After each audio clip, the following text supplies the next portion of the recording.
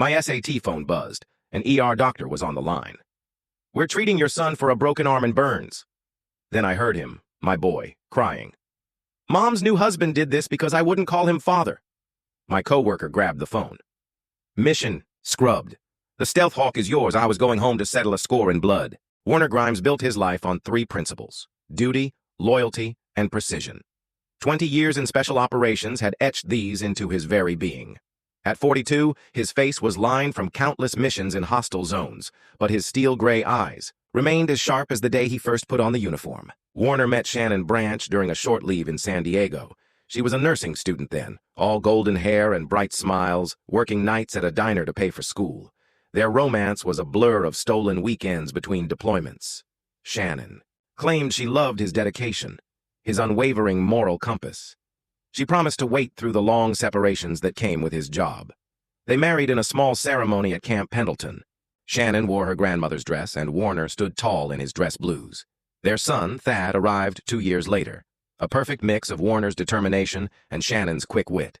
For 8 years, Warner believed they had an unbreakable foundation. The cracks started during Warner's extended deployment in Afghanistan. Shannon's letters became shorter, less frequent. Phone calls grew tense, filled with awkward silences. When Warner returned after 18 months overseas, his home felt empty, even with the familiar furniture and pictures. Shannon had become distant, blaming the stress of single parenting for her change. She talked about feeling trapped, of deferred dreams. Warner, trained to spot inconsistencies in enemy intelligence, began noticing small lies in her stories. The late-night nursing shifts that didn't match hospital schedules, which he quietly verified. The new jewelry she claimed was from her sister, the way she flinched when he unexpectedly touched her. But Warner believed in fixing what was broken, not abandoning it. He requested stateside assignments, took early leave whenever possible, and tried to rekindle the connection they once shared. He organized family camping trips, helped Thad with school projects, and tried to romance his wife all over again. It wasn't enough. Shannon had already started to pull away from their marriage, though she kept up appearances with practiced skill. She filed for divorce on a Tuesday morning while Warner was training at Quantico. The papers cited irreconcilable differences, but Warner knew there was more to it. The truth came out during the custody hearings. Eugene Swanson, a successful government contractor, had been Shannon's lover for over 2 years. The timing hit Warner hard. Their affair began while he was risking his life in hostile territory, trusting his family was safe and faithful back home. Eugene was everything Warner wasn't: smooth-talking, financially stable, and settled in civilian life. He drove expensive cars, owned a large suburban house, and promised Shannon the stability Warner's military career couldn't provide. The divorce was quick and clinical. Shannon got the house, primary custody of Thad, and a big chunk of Warner's military savings. Warner received weekend visitation and 2 weeks during school breaks. He watched his son's confusion and pain during the proceedings, seeing how the boy tried to be strong for both parents as his world fell apart. Warner moved into a bare apartment near the base. Its sterile walls were a sharp contrast to the warm home he'd lost. He buried himself in work with new intensity, taking the riskiest assignments, pushing his body and mind to their limits. His commanding officers noted his outstanding performance, but his closest friends worried about the cold efficiency that had replaced his usual demeanor. During their brief visits, Thad would tell Warner about Eugene's attempts to win him over, with expensive gifts and elaborate outings. The boy was polite but reserved, clearly struggling to deal with his new stepfather. Warner reassured his son that none of this was his fault, that love didn't end just because adults made bad choices. What Warner didn't tell Thad was that he had started compiling a detailed file on Eugene Swanson. Old intelligence-gathering habits died hard, and Warner's access to information networks made it easy. He learned about Eugene's business practices, finances, personal relationships, and past. Every detail was cataloged, not out of immediate malice, but from a soldier's instinct to know his enemy. The final blow came when Shannon and Eugene married in a lavish ceremony just 8 months after the divorce. Warner wasn't invited, of course, but Thad gave a detailed account of the event during their next weekend together. The boy seemed genuinely happy that his mother was happy, showing a maturity that both impressed and saddened Warner. As Warner listened to his son describe the wedding, he made a silent promise. He would rebuild his relationship with Thad, maintain his dignity, and find a way to move forward. He believed, with the naive optimism of a man trained to solve problems with direct action, that time would heal these wounds and that life would eventually return to some form of normalcy. He had no way of knowing that his real war was just beginning. Eugene Swanson had mastered the art of calculated charm over his 45 years. Born into a middle-class family in Ohio, he learned early that success came not just from hard work, but from knowing what people wanted to hear and delivering it with unwavering confidence. His construction and contracting business thrived by securing government contracts, a field where connections mattered more than competitive bids. When Eugene first met Shannon at a charity event for military families, he saw more than just an attractive woman in a tough marriage. He saw a chance to acquire something that belonged to a man he instinctively saw as a rival. Shannon represented the ultimate prize, the wife of a decorated soldier, a woman whose loyalty had to be earned, not bought. Eugene's courtship of Shannon was a masterpiece of manipulation. He presented himself as the opposite of her absent husband, emotionally available, financially stable, and completely devoted to her happiness. He listened to her complaints about Warner's long deployments, her fears about military life, and her dreams of a more conventional existence. Then he systematically offered solutions to every problem she presented. The affair started innocently enough. Coffee meetings about mutual friends turned into lunch dates where Eugene offered Shannon a sympathetic ear. He was patient, never pushing too hard, always positioning himself as a friend who just wanted to help. When Shannon finally crossed the line, she believed it was her own decision, unaware of how carefully Eugene had orchestrated every step of her emotional journey. Eugene's approach to Thad was equally calculated. He knew winning the boy's acceptance was crucial to cementing his relationship with Shannon. He researched Thad's interests, bought expensive gifts, and presented himself as the fun alternative to the boy's stern, often absent father. Eugene took Thad to baseball games, taught him to drive golf carts at the country club, and told him stories of construction sites and business ventures. But Eugene's patience had limits, especially with Thad's obvious loyalty to Warner. The boy was polite but reserved, accepting Eugene's generosity while keeping an emotional distance that frustrated his stepfather.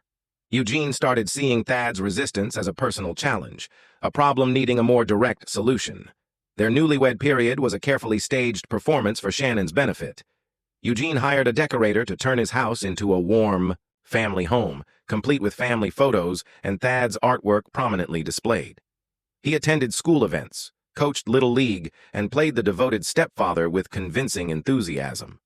Shannon soaked up the attention and stability Eugene provided. After years of handling household crises alone while Warner was deployed, she enjoyed having a partner who was always present. Eugene's business success allowed her to cut back her nursing hours and focus on creating the domestic bliss she'd always imagined. The facade began to crack during their third month of marriage. Eugene's true personality slowly emerged, like a photograph developing in a dark room. His charm had always been a tool, not a genuine trait, and maintaining it required energy he wasn't willing to expend indefinitely. The first incident happened during a family dinner when Thad mentioned an upcoming father-son camping trip Warner had planned. Eugene's jaw tightened subtly, but his voice stayed level as he suggested they plan their own family activities instead. When Thad politely explained he'd already committed to the trip with his father, Eugene's smile became strained. "You know, Thad," Eugene said, cutting his steak with more force than necessary, "I've been thinking it might be time you started calling me Dad. We're a family now, and it would mean a lot to your mother." Thad glanced at Shannon, who was suddenly very interested in her mashed potatoes. "I already have a dad," Thad replied quietly but firmly. Eugene's fork clattered against his plate. "Your father isn't here, son. I'm the one who's taking care of you and your mother now. I think I've earned a little respect." The tension in the room was thick. Shannon quickly stepped in, changing the subject and easing the immediate conflict, but the damage was done. Eugene had revealed the possessive nature lurking beneath his polished exterior, and Thad had drawn a line he wouldn't cross. Over the next few weeks, Eugene's demands became more frequent and less subtle. He questioned Thad's phone calls with Warner, criticized the boys' excitement for activities they shared, and started enforcing house rules designed to erase Warner's influence from their daily lives. Shannon found herself caught between wanting to keep peace in her new marriage and her protective instincts toward her son. She rationalized Eugene's behavior as natural growing pains, convincing herself that his jealousy came from genuine love for their family. When Thad confided his discomfort to her, Shannon encouraged him to be more understanding, to give Eugene a chance to prove himself as a father figure. Eugene's business dealings began to reflect his personal frustrations. He started pursuing military contracts more aggressively, not for profit, but for the chance to interact with Warner's professional community. He attended veterans events, joined organizations that connected him with active-duty personnel, and built relationships that might eventually lead to useful information about his stepson's biological father. The psychological pressure on Thad grew daily. Eugene criticized his table manners, grades, choice of friends, and attitude. Every conversation became a subtle power struggle, with Eugene using his authority as head of the household to chip away at the boy's confidence and independence.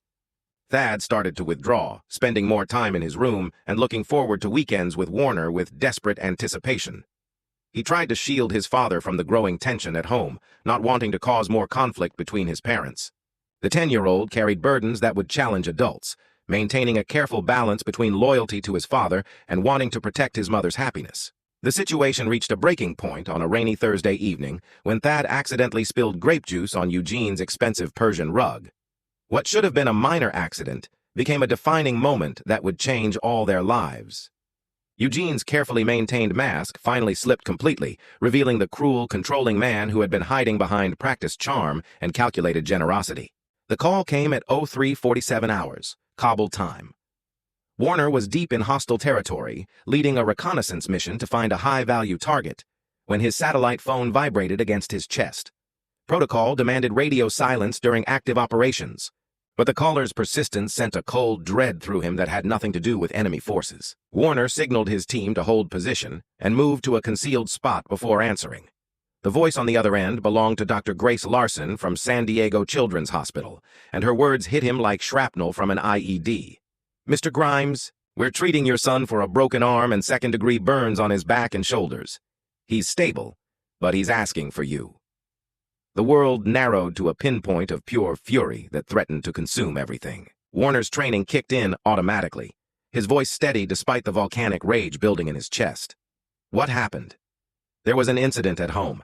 The stepfather brought him in about an hour ago, said the boy fell down the stairs and accidentally backed into a space heater. But Mr. Grimes, Dr. Larson's voice dropped to a whisper. "I've been treating abused children for 15 years. These injuries aren't consistent with the story we've been given." In the background, Warner heard his son's voice, weak but determined. "Tell my dad. Tell him Mom's new husband did this to me. Tell him it happened after I refused to call him father." The satellite phone trembled in Warner's grip. Every instinct screamed at him to abandon the mission, to commandeer the nearest aircraft and cross half the world to reach his boy. But Warner was a soldier first, and soldiers completed their missions even when their personal world was crumbling. Lieutenant Colonel Charlie Sellers, Warner's commanding officer and longtime friend, appeared beside him like a ghost in the pre-dawn darkness. The older man had monitored the radio traffic and understood the situation without needing an explanation. "Warner," Sellers said quietly, "your mission is scrubbed. The Stealth Hawk is yours." Within 6 hours, Warner was airborne, racing across continents, while his mind calculated not flight paths, but revenge. The special operations community protected its own, and an attack on a soldier's child was an attack on the entire Brotherhood. Sellers had expedited Warner's emergency leave and provided access to resources unavailable through normal military channels. During the 14-hour flight, Warner made a series of carefully encrypted phone calls. He contacted Dr. Larson for a full medical report on Thad's condition. He spoke with the police detective assigned to the case, learning that Eugene had spun an elaborate story about the boy's accident and that Shannon was backing her husband's version of events. Most importantly, he activated a network of former special operations personnel who now worked in various civilian capacities throughout San Diego. By the time Warner's plane touched down at Lindbergh Field, he had a complete picture of what had happened in his absence. Eugene's psychological abuse had escalated to physical violence when Thad finally stood up to his stepfather's demands. The 10-year-old had endured weeks of intimidation, manipulation, and degradation before reaching his breaking point. The triggering incident was both simple and devastating. Eugene had insisted that Thad start calling him Dad in front of Shannon's visiting sister and her family. When Thad quietly but firmly refused, Eugene erupted in a rage that had been building for months. He grabbed the boy by the arm, twisting it until the bones snapped, then pressed him against the electric baseboard heater until his shirt caught fire. Shannon had been upstairs during the assault, claiming she didn't hear the commotion. When she found Thad writhing on the living room floor, Eugene had already concocted his story about a fall down the stairs. Shannon, faced with the choice between protecting her son and preserving her marriage, had chosen to support her husband's lie. Warner arrived at the hospital to find Thad sedated but awake. His small body was dwarfed by the medical equipment surrounding his bed.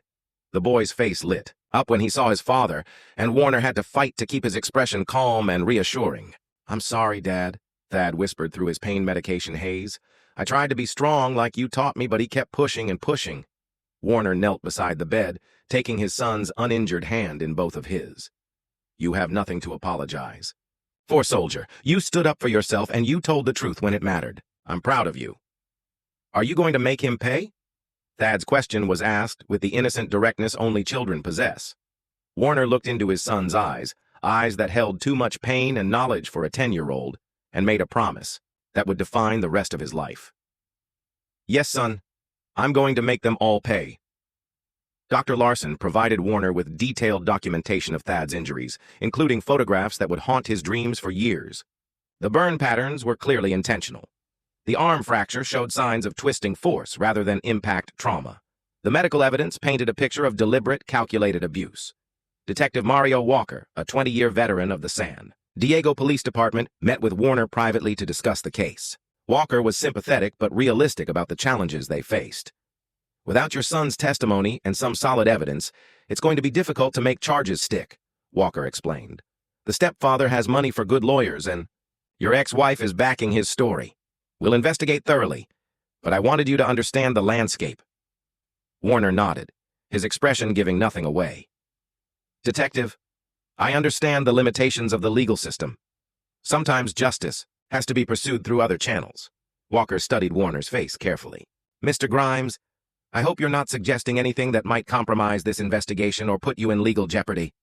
"Of course not, Detective. I'm just a father who wants to protect his son." But as Warner spoke those words, his mind was already working through the preliminary stages of a plan far more comprehensive and devastating than anything the justice system could provide. Eugene Swanson and Shannon had crossed a line that couldn't be uncrossed, committed an act that demanded a response proportional to the crime. Warner had spent 20 years learning how to wage war against enemies of his country. Now he would apply those same skills to enemies of his family. The reckoning was coming, and it would be absolute. Warner Grimes knew that effective warfare demanded superior intelligence. Over the next 3 weeks, while Thad recovered from his injuries in Warner's temporary custody, his father conducted the most thorough reconnaissance mission of his career. Warner rented a modest apartment near the hospital where Thad was receiving follow-up treatment, supposedly to be close to his son. In reality, the location offered perfect surveillance opportunities for monitoring Eugene's business operations and Shannon's daily routines. Through his network of former special operations colleagues who had transitioned to civilian careers, Warner began compiling a comprehensive file on both targets.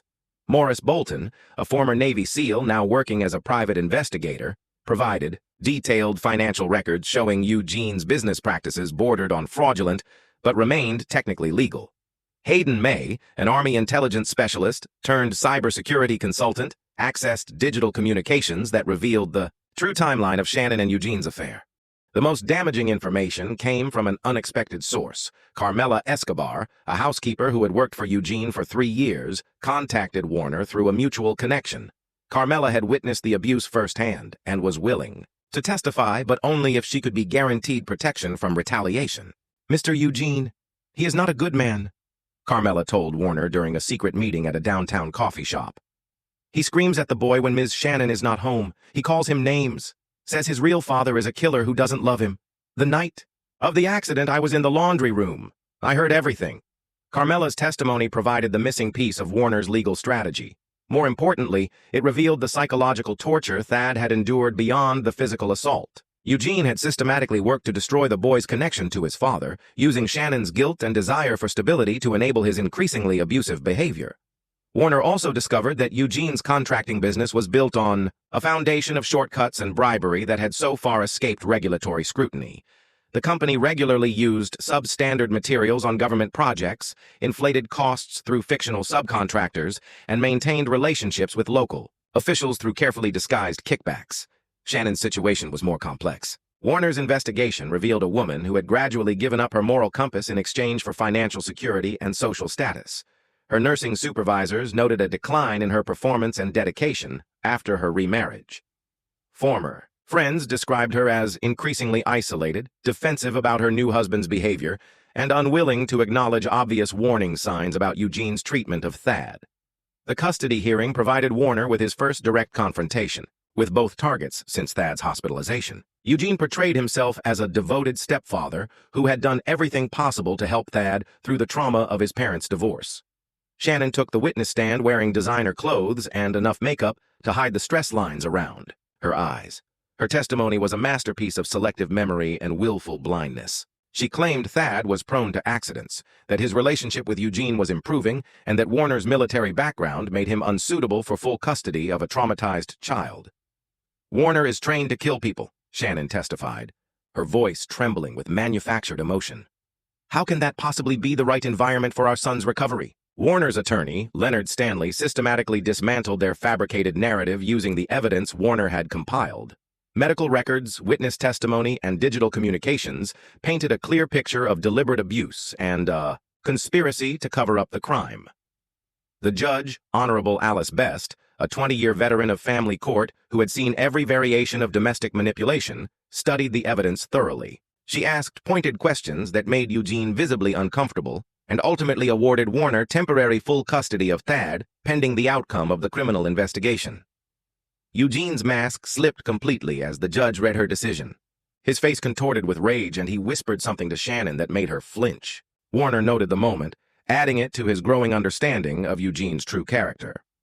Outside the courthouse, Eugene approached Warner with the confidence of a man who believed his wealth and connections made him untouchable. "You think you've won something here, soldier boy?" Eugene's voice carried a threatening undertone. "This is just the beginning. I have resources you can't imagine, and I don't give up on what's mine." Warner studied Eugene with the detached interest of a scientist examining a particularly venomous specimen. "Mr. Swanson, I want you to understand something very clearly. Thad is not your property, and neither is Shannon. You made the mistake of hurting my son, and now you're going to learn what that really costs." Eugene laughed, a humorless sound. "What are you going to do? Kill me? You're nothing but a government attack dog who's outlived his usefulness. I built a business empire while you were playing war in foreign countries. I have connections throughout this city, and I know how to destroy men like you." Warner's smile was colder than an Arctic wind. "Eugene, you're absolutely right. I am a government attack dog, and I've spent the last 20 years learning how to hunt men who think they're untouchable." That evening, Warner sat with Thad in their temporary apartment, helping the boy with his physical therapy exercises. Thad was healing well physically, but the emotional scars would take much longer to fade. "Dad, what's going to happen to Eugene and Mom?" Thad asked during a quiet moment. Warner considered his response carefully. "They're going to face the consequences of their choices, son. Your mother chose to protect a man who hurt you instead of protecting you from him. That's not something a good parent does." "Do you still love Mom?" The question pierced Warner's carefully maintained emotional armor. "I love the woman I married, Thad, but that woman disappeared a long time ago. The person living in that house now is someone I don't recognize." "Are you going to hurt them?" Warner pulled his son closer, mindful of the boy's healing injuries.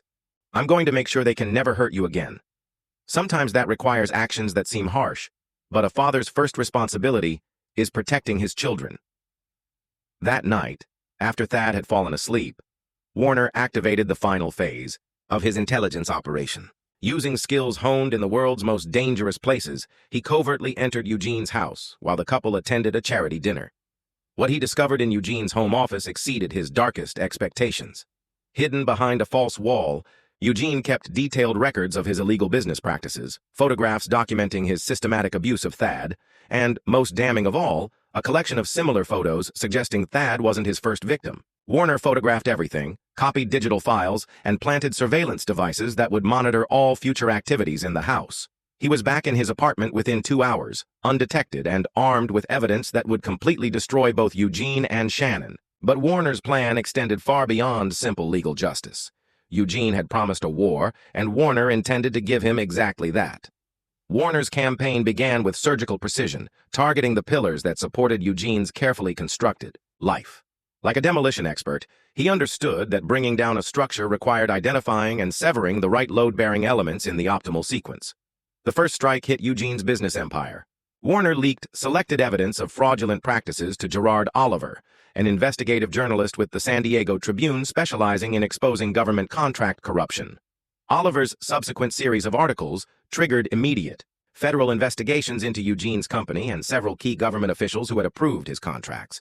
Within a week, Eugene found himself facing inquiries from the FBI, IRS, and Department of Defense Office of Inspector General. His carefully cultivated relationships with local politicians became liabilities as they scrambled to distance themselves from the growing scandal. Contracts worth millions were frozen pending investigation, and Eugene's business partners started looking for exit strategies. Shannon felt the pressure immediately. Her country club membership was quietly revoked. Invitations to social events stopped arriving. The women who had welcomed her into Eugene's social circle suddenly became unavailable for lunch and shopping. The isolation was gradual but relentless, designed to make Shannon understand that her marriage had become a liability rather than an asset. Warner's second move targeted Eugene's personal relationships with surgical accuracy. Using information gathered during his surveillance, Warner started contacting Eugene's former business associates, ex-girlfriends, and family members. Each conversation was carefully crafted to plant seeds of doubt about Eugene's character while appearing to seek information for Thad's protection. The strategy proved devastatingly effective. Eugene's younger brother, Oliver Swanson, previously his closest ally and business partner, began asking uncomfortable questions about the circumstances surrounding Thad's injuries. Eugene's ex-wife, Dion Humphrey, came forward with stories of emotional abuse during their marriage that provided disturbing parallels to Thad's experience. Most damaging was Warner's contact with Keisha Gonzalez, Eugene's former secretary, who had been quietly forced out of the company after rejecting his advances. Keisha provided detailed accounts of Eugene's inappropriate behavior toward female employees, his explosive temper when challenged, and his habit of using company resources for personal vendettas. Eugene tried to counterattack by hiring private investigators to dig up dirt on Warner's military service, hoping to find evidence of misconduct or psychological instability. The effort backfired spectacularly when the investigators discovered Warner's exemplary record and began questioning why their client was so desperate to destroy a decorated war veteran. The legal pressure intensified when Detective Walker, armed with Carmela's testimony and the evidence Warner had provided, finally arrested Eugene on charges of child abuse and filing false police reports. The arrest took place at Eugene's office, during a crucial meeting with potential investors, ensuring maximum public humiliation. Eugene's high-priced attorneys managed to secure his release on bail, but the damage to his reputation was irreversible. Local news outlets picked up the story, and Eugene found himself portrayed as a wealthy contractor who used his position to abuse a defenseless child while the boy's father served his country overseas. Shannon's response to the mounting pressure revealed the person she had truly become. Instead of expressing remorse for her failure to protect Thad, she blamed Warner for destroying her marriage and stability. She accused him of orchestrating a vindictive campaign designed to punish her for choosing happiness over a life of military uncertainty. The confrontation came during a supervised visitation hearing where Shannon was seeking to restore her custodial rights. She arrived at the courthouse with Eugene's legal team, her appearance immaculate, but her eyes hollow with stress and resentment. "This is all his fault," Shannon told the judge, pointing at Warner with barely controlled fury. "He can't accept that I found someone better. Someone who could provide the stability he never could. He's using our son as a weapon to destroy my life." Judge Best studied Shannon with the same clinical detachment she might show a particularly unpleasant piece of evidence. "Mrs. Swanson, are you seriously suggesting that your ex-husband somehow forced your current husband to break your son's arm and burn him with a space heater?" Shannon's composure cracked visibly. "Thad is confused about what happened. Children sometimes imagine things, especially when they're angry about their parents' divorce. The medical evidence is quite clear about what happened to your son," Judge Best replied coldly. "What's less clear is why you continue to support the man who caused those injuries." Warner watched Shannon's performance with growing understanding of how completely she had surrendered her maternal instincts to preserve her social status. She had chosen her abusive husband over her injured child, and now she was trying to gaslight everyone involved to maintain that choice. The judge denied Shannon's petition and extended Warner's full custody indefinitely. As they left the courthouse, Eugene cornered Warner in the parking garage, his face flushed with rage and desperation. You think you're clever, don't you? Eugene snarled. Playing your little spy games, turning everyone against me, but you have no idea who you're dealing with. I've destroyed better men than you. Warner's expression remained calm, almost sympathetic.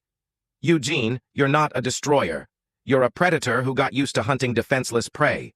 The problem is I'm not defenseless, and I'm definitely not prey. Is that a threat? Eugene stepped closer, trying to use his physical presence to intimidate Warner.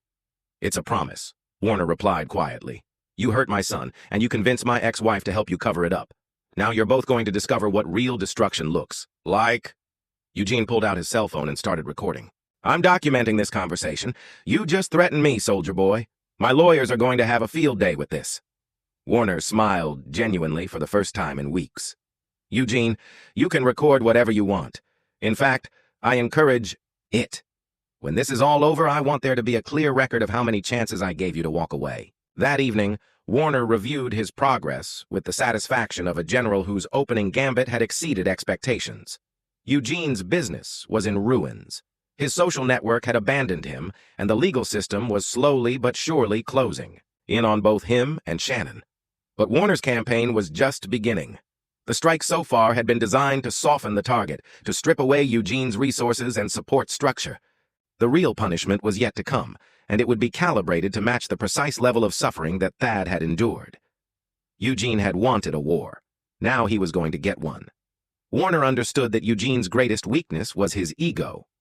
A man who defined himself through dominance and control could be destroyed by systematically stripping away his sense of power. Warner began implementing a campaign of psychological pressure designed to drive Eugene toward increasingly desperate and self-destructive actions. The first element involved manipulating Eugene's environment to create constant, low-level stress. Warner used his surveillance network to monitor Eugene's daily routines, then introduced subtle disruptions that seemed random but accumulated into a pattern of persistent frustration. Eugene's morning coffee order was mysteriously unavailable at his usual cafe. His regular parking space was consistently occupied by different vehicles. His preferred restaurants claimed to have lost his reservations. His golf course suddenly required additional paperwork for his membership renewal. Each incident was minor in isolation, but collectively they created an atmosphere of unpredictability that began to erode Eugene's confidence. Warner escalated the psychological pressure by targeting Eugene's need for social validation. Using anonymous channels, he began spreading carefully crafted rumors about Eugene's business practices and personal behavior throughout the contractor community. The stories were always plausible, often based on actual incidents, and designed to make Eugene appear unstable and untrustworthy.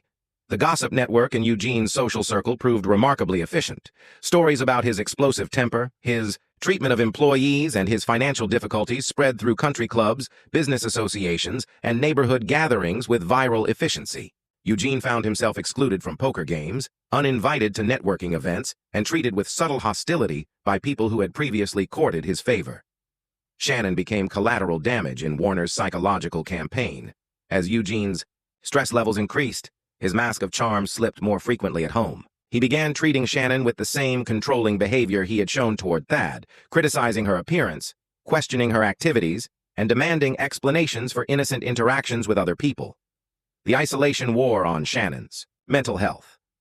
Her nursing supervisors noted a significant decline in her performance and attitude. She began making errors in patient care, missing shifts without proper notice, and displaying irritability that concerned her colleagues. When questioned about her behavior, Shannon blamed stress from the custody battle and Warner's vindictive campaign against her family. Warner monitored Shannon's deterioration with clinical detachment.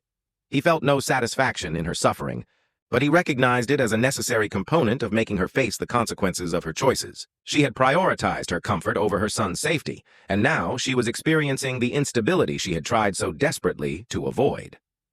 The breakthrough came when Eugene's paranoia reached a tipping point. Convinced that Warner was orchestrating a sophisticated surveillance operation against him, Eugene hired a private security firm to sweep his house and office for listening devices. The search revealed the bugs Warner had planted during his covert entry, confirming Eugene's suspicions, but also providing evidence of his growing instability. Eugene's response was exactly what Warner had anticipated. Instead of using the discovery, strategically, Eugene confronted Warner directly during a school function, where Thad was receiving an award for academic achievement despite his recent trauma. "I know what you're doing, you psychotic bastard," Eugene hissed, cornering Warner. near the auditorium exit. The bugs, the rumors, the business sabotage. You think you're some kind of ninja assassin, but you're just a pathetic man who can't accept that his family moved on. Warner maintained his calm demeanor while ensuring their conversation was visible to other parents and school staff. Eugene, I'm here to support my son's academic achievement. I have no idea what you're talking about. Don't play games with me. Eugene's voice rose sharply, drawing stares from nearby families. I have evidence of your surveillance equipment. I'm going to have you arrested for invasion of privacy, harassment, and stalking. Thad appeared at Warner's side, his young face showing concern about the confrontation. Dad, is everything okay? Warner placed a protective hand on his son's shoulder. Everything's fine, soldier. Mr. Swanson is just upset about some business problems he's been having. Eugene's face contorted with rage at being dismissed so casually. You arrogant piece of... He caught himself before completing the profanity, aware that dozens of people were now watching the exchange. Eugene, Warner said quietly, his voice carrying the authority of command. You're making a scene at my son's school event. I suggest you leave before you embarrass yourself further. The public nature of Eugene's outburst accomplished exactly what Warner had hoped. Videos of the confrontation appeared on social media within hours, showing Eugene appearing unhinged and aggressive, while Warner remained calm and protective of his son. The incident became another data point in the growing narrative of Eugene's instability. Eugene's legal team advised him to avoid further contact with Warner, recognizing that their client was being systematically provoked into self-destructive behavior. But Eugene's ego wouldn't allow him to appear weak or defeated. He began planning his own counterattack, unaware that every move he made was being monitored and anticipated. The psychological campaign reached its climax when Eugene received a package at his office containing photographs of his childhood home in Ohio. The images showed the modest house where he'd grown up, his elderly mother working in her garden, his brother's family at a local restaurant. The message was clear without being explicit. Warner had the capability to reach anyone, anywhere, anytime. Eugene's response was swift and predictable. He hired bodyguards, installed extensive security systems, and began making increasingly frantic demands that police provide protection from Warner's terrorist activities. Each escalation made him appear more paranoid and unstable to the authorities and his remaining social contacts. Shannon watched her husband's deterioration with growing alarm. The charming, confident man she had married was being replaced by someone she barely recognized. Suspicious, angry, and increasingly controlling. She began to question the wisdom of her choices, but pride and fear of admitting her mistakes kept her trapped in a marriage that was becoming a prison. Warner observed the psychological disintegration of his targets with the detached professionalism of a surgeon removing a malignant tumor. Eugene and Shannon were destroying themselves through their own moral weakness and poor judgment. Warner was simply accelerating a process that had begun the moment they chose to hurt his son. The endgame was approaching, and Warner was prepared to deliver the final blow that would complete their destruction. Eugene's paranoia had reached pathological levels, but his assessment of the threat wasn't entirely wrong. Warner was indeed orchestrating a comprehensive campaign against him, but its scope and sophistication exceeded even Eugene's wildest imagination. What Eugene perceived as harassment was actually the careful preparation for a final devastating strike that would eliminate him as a threat permanently. Warner's intelligence network had uncovered Eugene's most closely guarded secret, a pattern of child abuse spanning over a decade, carefully concealed through legal manipulation and victim intimidation. Eugene's first wife, Dion Humphrey, had fled their marriage after he began showing inappropriate interest in her teenage daughter from a previous relationship. The girl, now in her 20s, had never reported the abuse due to threats and manipulation, but she was willing to testify if guaranteed protection. More disturbing were Warner's discoveries about Eugene's business trips and charity work. Under the guise of supporting youth sports programs, Eugene had gained access to vulnerable children from low-income families. 3 families had quietly moved away from San Diego after their children displayed behavioral changes following interaction with Eugene's programs. But none had reported the incidents due to fear of retaliation or disbelief. Warner compiled the evidence with methodical precision, building a case that would not only destroy Eugene, but ensure he faced justice for crimes far beyond what he had done to Thad. The challenge was presenting the information in a way that would trigger proper investigation without revealing Warner's role in gathering the intelligence. The solution came through Warner's relationship with Detective Walker, who had become increasingly frustrated with the limitations placed on his investigation by Eugene's legal team and political connections. Walker was a good cop who genuinely wanted to protect children, but he lacked the resources and authority to pursue Eugene's broader pattern of abuse. Warner arranged for the evidence to reach Walker through a series of anonymous tips that appeared to come from different sources. A concerned teacher reported suspicious interactions between Eugene and students. A former employee discovered compromising photographs while cleaning out old files. A social worker noticed patterns in case reports that had previously seemed unrelated. Each piece of evidence was carefully authenticated and documented to meet legal standards for admissibility. Warner's military training and intelligence analysis allowed him to present the information in a way that built an irrefutable case while protecting his sources and methods. Eugene's world began collapsing with accelerating speed. The FBI raided his offices and home, seizing computers, financial records, and personal items. His business partners formally dissolved their relationships, unwilling to be associated with the growing scandal. His legal team, recognizing the severity of the charges likely to be filed, began negotiating plea deals to minimize their own exposure. Shannon found herself trapped in a nightmare of her own making. The comfortable life she had chosen over. Her son's welfare was evaporating, leaving her isolated and facing potential charges as an accessory to child abuse. Her nursing license was suspended pending investigation, and her few remaining friends started avoiding her as the scope of Eugene's crimes became public knowledge. The breaking point came when Thad's therapist, Dr. Alan Barrett, confirmed that the boy was ready to provide detailed testimony about his abuse. Thad had been receiving counseling to help him process his trauma, and Dr. Barrett believed that speaking publicly about his experience would be therapeutic as well as legally valuable. Warner prepared his son carefully for the ordeal ahead, explaining the importance of truth-telling while reassuring him that he would be protected from retaliation. Thad displayed remarkable courage for a 10-year-old, understanding that his testimony might help other children who had suffered similar abuse. "Dad, will telling the truth make Eugene go away forever?" Thad asked during one of their preparation sessions. "Yes, son. Eugene will never be able to hurt you or any other child again." "What about Mom? Will she go away too?" Warner struggled with how to answer honestly without unnecessarily damaging Thad's relationship with Shannon. "Your mother made some very bad choices, Thad. She'll have to face the consequences, but I hope she'll eventually understand that protecting children is more important than protecting herself." Eugene's final act of desperation revealed the true depths of his moral corruption. Facing inevitable prosecution and imprisonment, he attempted to flee the country with Shannon, planning to disappear to a non-extradition jurisdiction where his remaining assets were hidden in offshore accounts. Warner's surveillance network detected the escape plan before it could be executed. Eugene had purchased false documents for himself and Shannon, booked flights to Dubai under assumed names, and arranged for a private yacht to take them to international waters. The plan showed sophisticated criminal connections that added new dimensions to the investigation. The attempted flight occurred on a rainy Tuesday morning at a private airfield outside San Diego. Eugene and Shannon arrived in separate vehicles, apparently unaware that federal agents were monitoring their movements. Warner positioned himself where he could observe the arrest without interfering with law enforcement operations. Shannon's demeanor during the arrest revealed the complete collapse of her self-deception. She screamed at Eugene, accusing him of destroying her life and lying about his ability to protect her from consequences.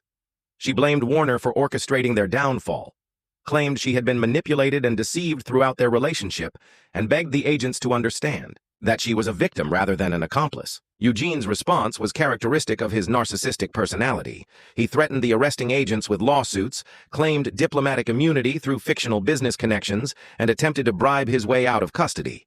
His desperation was palpable, the mask of civilized behavior finally stripped away to reveal the predator beneath. Warner watched the arrests with grim satisfaction.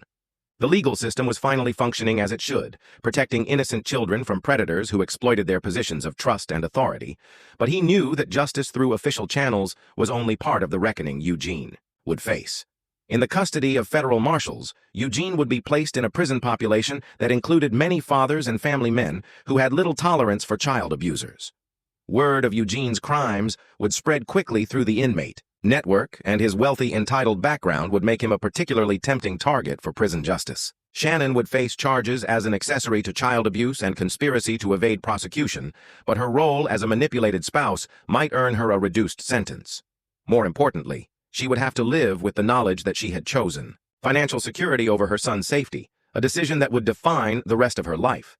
The legal proceedings would take months to complete, but Warner was confident that both Eugene and Shannon would face appropriate consequences for their crimes. His mission was approaching completion. But one final phase remained, ensuring that Thad could heal from his trauma and build a future free from the shadows of their betrayal.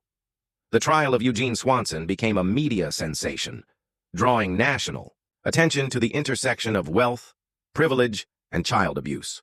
Warner observed the proceedings with the detached interest of a professional who had successfully completed a complex mission. But his primary focus remained on helping Thad navigate the difficult process of testifying against his former stepfather. Thad's testimony was delivered with remarkable composure for a 10-year-old. Dr. Barrett had prepared him well, and Warner's presence in the courtroom provided the security he needed to speak truthfully about his experiences. The boy's account of systematic psychological abuse culminating in physical violence moved even seasoned court reporters to tears. "Eugene told me my real dad didn't love me because he was always gone," Thad testified, his voice clear and steady. "He said if I was a good son, I would call him father instead." Thad paused, then continued. "When I said no, he got really angry and grabbed my arm. I heard it crack before I felt the pain." Eugene's defense team attempted to portray Thad as a confused child, influenced by his father's desire for revenge. But the medical evidence and supporting witness testimony made their task impossible. Carmela Escobar's detailed account of what she had witnessed eliminated any doubt about Eugene's guilt. Shannon's separate trial proceeded simultaneously, and her transformation from the confident woman Warner had married to the broken defendant facing prison was complete. Her defense attorney argued that she had been psychologically manipulated by Eugene, that her failure to protect Thad resulted from fear rather than malice. Warner felt no satisfaction watching Shannon's legal destruction. She had once been the woman he loved, the mother of his child, and her fall from grace represented a personal failure as much as a legal victory. But Thad's safety required that Shannon faced consequences for her choices, regardless of Warner's complicated feelings about their shared past. The evidence of Eugene's broader pattern of abuse emerged during the trial, revealing a predator who had operated with impunity for over a decade. Multiple victims came forward, supported by advocates and protected by court orders, to describe their experiences with Eugene's systematic grooming and abuse. Dr. Maywin Weeks, a forensic psychologist who had evaluated Eugene, testified about his antisocial personality disorder and the likelihood of recidivism if he were ever released. Her professional opinion was that Eugene represented a permanent threat to children and would continue offending regardless of treatment or consequences. Eugene's conviction on all charges was inevitable, but the sentencing phase revealed the true extent of his crimes. Judge Catherine Olson, known for her tough stance on child abuse cases, delivered a sentence that exceeded even the prosecution's recommendations. "Mr. Swanson, you have betrayed the trust of children, families, and communities throughout this region," Judge Olson stated, her voice carrying the weight of absolute moral authority.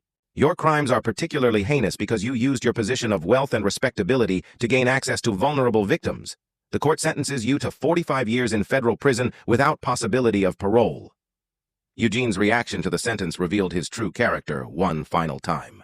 He screamed threats at the judge, blamed Warner for orchestrating his downfall, and promised revenge against everyone involved in his prosecution.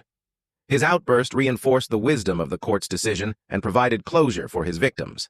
Shannon received a sentence of 5 years with the possibility of parole after 3, reflecting her role as an accessory rather than a primary perpetrator. Her final statement to the court showed the first genuine remorse she had expressed throughout the entire ordeal. "I failed my son when he needed me most," Shannon said, tears streaming down her face. "I chose comfort over courage, and I will regret that decision for the rest of my life. I hope someday Thad can forgive me, but I understand if he never can." Warner felt a moment of recognition watching Shannon's breakdown. This was the woman he had married, the person capable of genuine emotion and moral clarity. But years of self-deception and compromise had buried that woman beneath layers of rationalization and willful blindness. The media coverage of the trials brought unexpected consequences for Warner and Thad, but it protected his child and exposed a dangerous predator.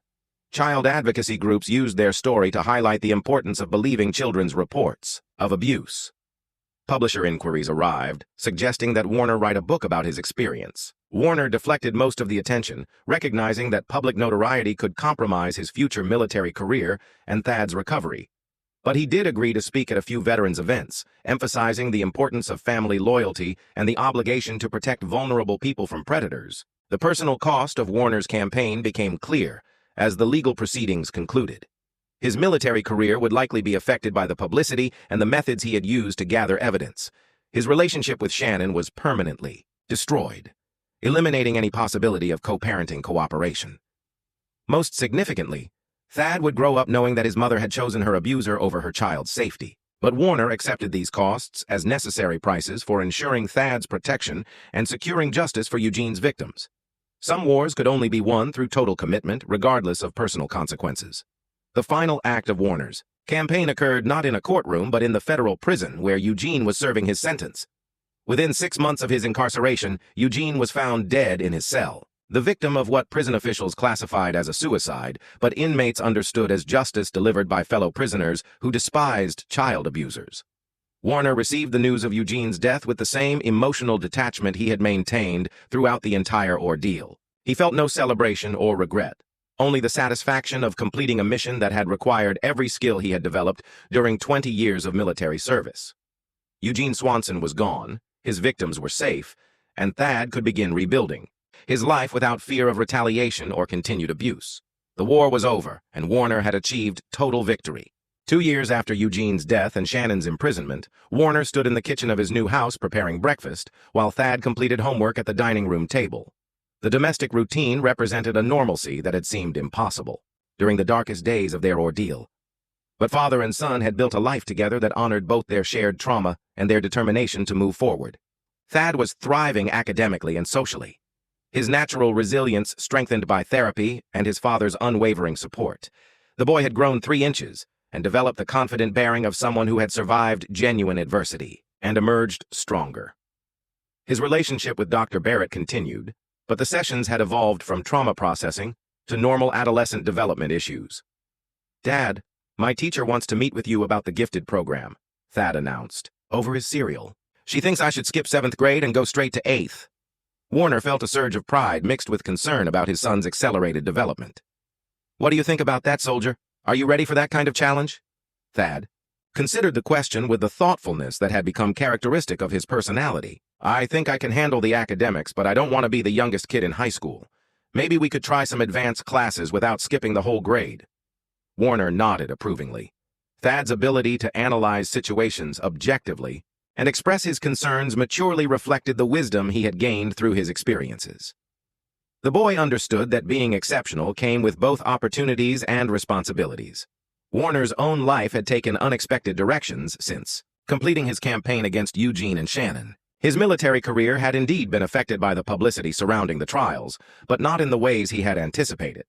Instead of punishment or early retirement, he had been recruited into a specialized unit that investigated child abuse within military families. The assignment allowed Warner to use his unique combination of investigative skills and personal experience to protect other children from predators who exploited their positions of authority. His success rate in exposing abuse and securing convictions had earned recognition throughout the military justice system.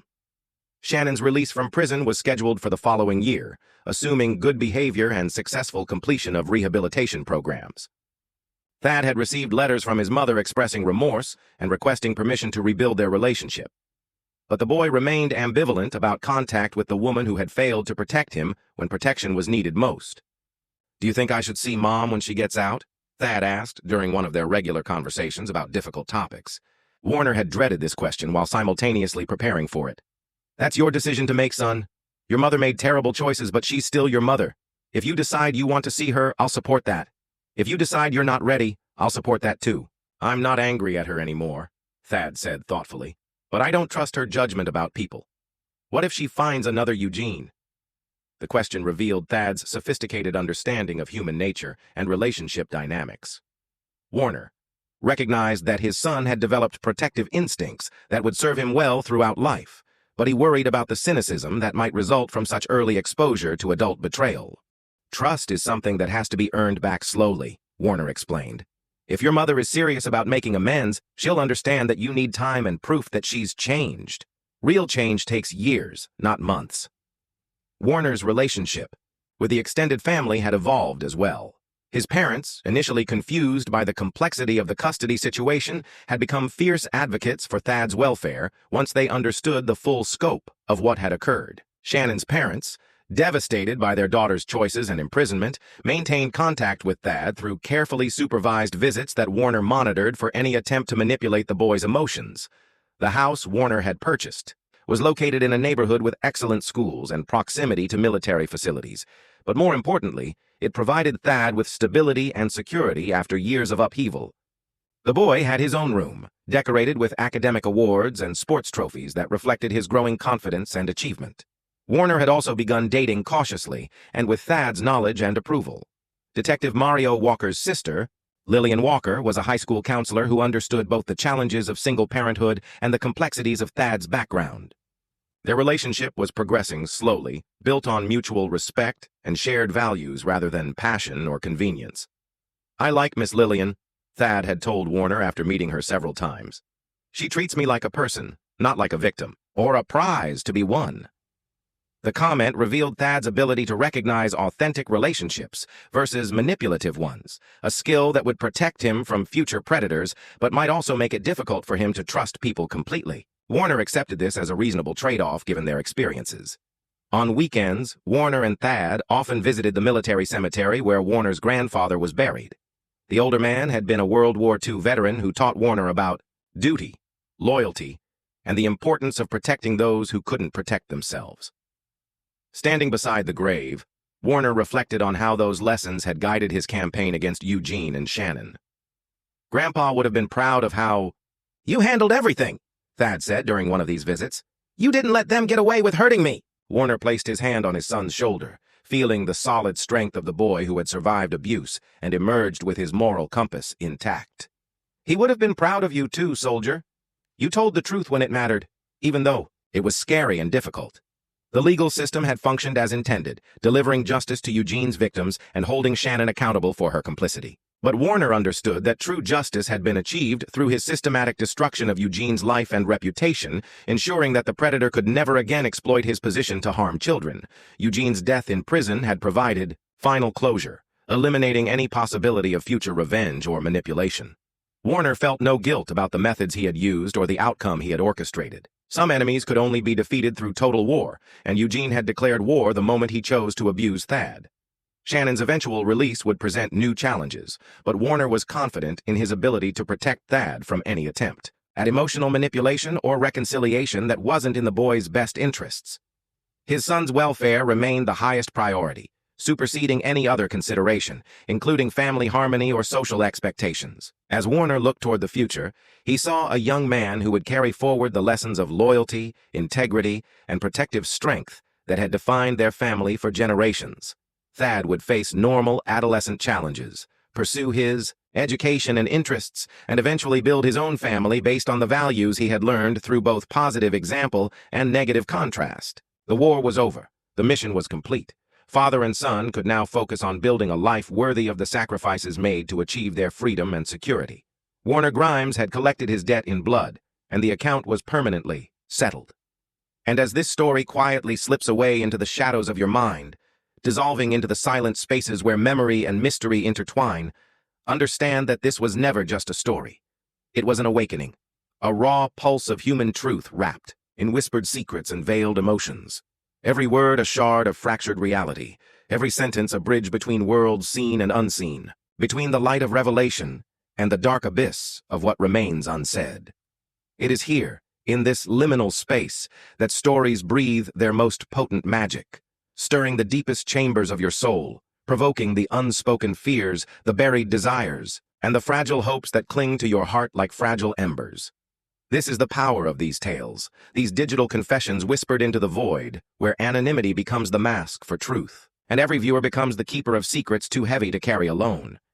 And now that secret, that trembling echo of someone else's reality, becomes part of your own shadowed narrative, intertwining with your thoughts, awakening that undeniable curiosity, the insatiable hunger to know what lies beyond, what stories have yet to be told, what mysteries hover just out of reach, waiting for you to uncover them. So hold on to this feeling, this electric thread of wonder and unease, for it is what connects us all across the vast, unseen web of human experience.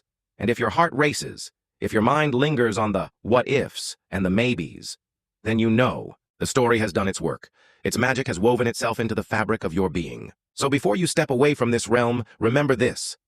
Every story you encounter here is a whispered invitation to look deeper, to listen harder, to embrace the darkness and the light alike.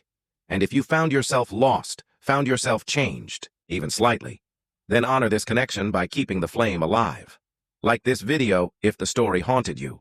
Subscribe to join the fellowship of seekers who chase the unseen truths. And ring the bell to be the first to greet the next confession, the next shadow, the next revelation waiting to rise from the depths. Because here we don't merely tell stories, we summon them. We become vessels for the forgotten, the hidden, and the unspoken. And you, dear listener, have become part of this sacred ritual. So until the next tale finds you in the quiet hours, keep your senses sharp, your heart open, and never stop chasing the whispers in the silence. Thanks for watching. Take care. Good luck.